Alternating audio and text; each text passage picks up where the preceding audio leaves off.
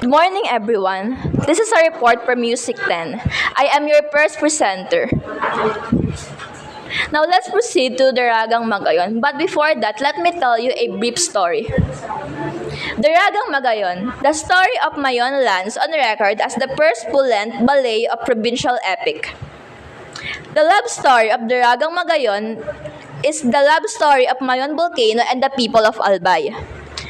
It is also the first of its kind to be set to rondalia, specially composed and arranged by conductor and composer Ramon Pagayon Santos, known for his contribution in the development of ethnic music in the country. Now let's proceed to this one. Daragang Magayon. The musical play was first staged in 1991 at the Cultural Center of the Philippines, Loading Dock. It was restored in 2013 at the CCP Main Theater. Its primary purpose was to revive and promote tourism in the Bicol region, featuring the richness and cultural heritage. This musical added the use of technology and multimedia when it was presented. Now let's proceed to the next page. So what is E-Dance Theater? So E-Dance Theater is a group of young independent artists seeking alternative spaces to enhance their technique and experiment with different forms of performing arts. Director, Catalina Santos Mercado. Daragang Mayon Program Director writes the ballet with her Tito Moy, avant-garde composer Dr. Ramon Pagayan Santos in the 1990s. Dr. Santos composed Daragang Mayon, which was set to a libretto by Merlina Bobis, a Bicolano poet. Sinasabi dito na si Catalina Santos daw ang program director ng Daragang Mayon kasama ang kanyang Tito Moy na si Dr. Ramon Pagayan Santos na isang avant-garde composer. Poetry. Virgilio Almario, born in March 9, 1944, better known by his penman named Rio Alma, is a Filipino author, poet, critic, translator, editor, teacher, and cultural manager.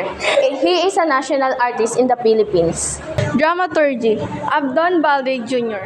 is a highly regarded Bicolano composer who had garnered recognition from his works in Bicol, both Filipino and English.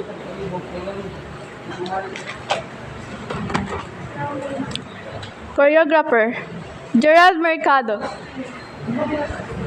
Music, Ramon Santos, known for his contributions in the development of ethnic music in the country. Santos has explored the Philippines' musical linkage of the country. He was recognized as a national artist. Costume. Julie Lange Dalena is one of the foremost exponents of terracotta in the Philippines today. Her high-tea personal art finds perfect expression in Philippine indigenous culture.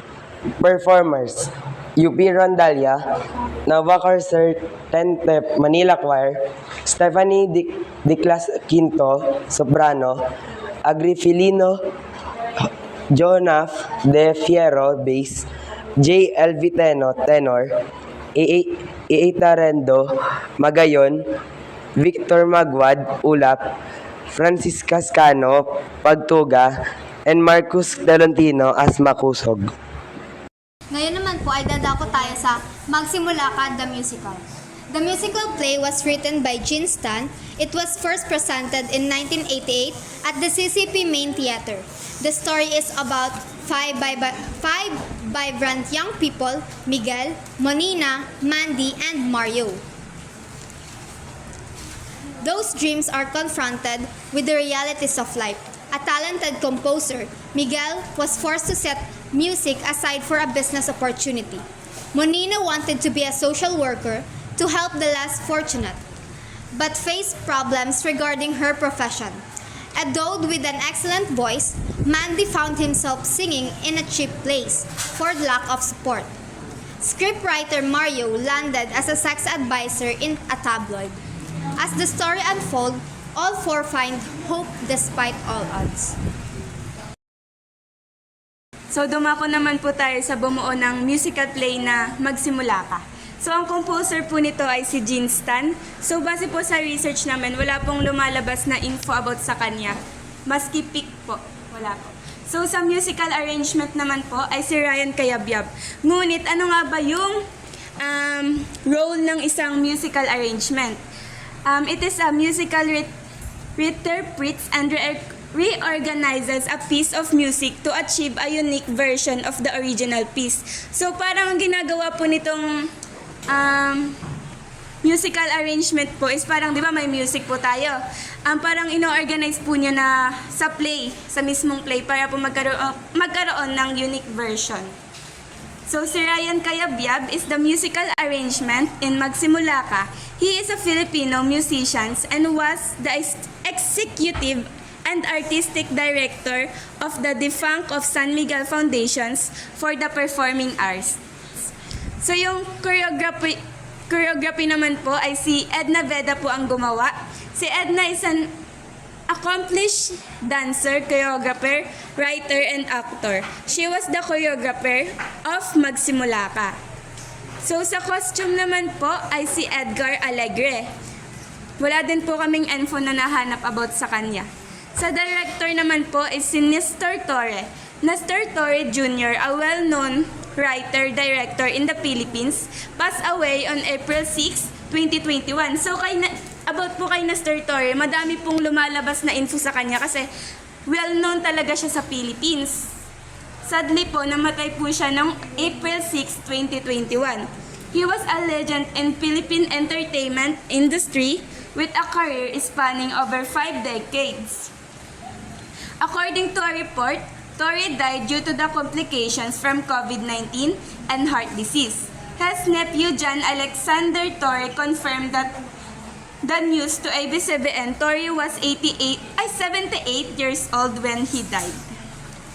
So, sa performers naman po, sino nga ba yung mga gumanap dun sa role na yon, dun sa Magsimula Ka? Si Miguel po, yung role na Miguel po ay si Joe Marco and Joel Lorenzo po. And then si Monina naman po ay si Isay Alvarez. At si Manday naman po ay si Arman Malig and Bobby Mariano. While lastly po si Mario, ang gumanap po ay si Albert Jimenez and Rico Villavert po. At dito na po nagtatapos ang report patungkol po sa musical play na Magsimula Ka. That's all for our report for Daragang Magayon and Magsimula Ka. We are Group 3. Thank you very much. Okay na. Hi po, ma'am. So, explain ko lang po, baka po sabihin nyo walang ambag yung iba sa amin. So, basically po, ginawa po namin lahat ng props sama-sama. Tapos ako po yung videographer nila. Yes po. And, yun.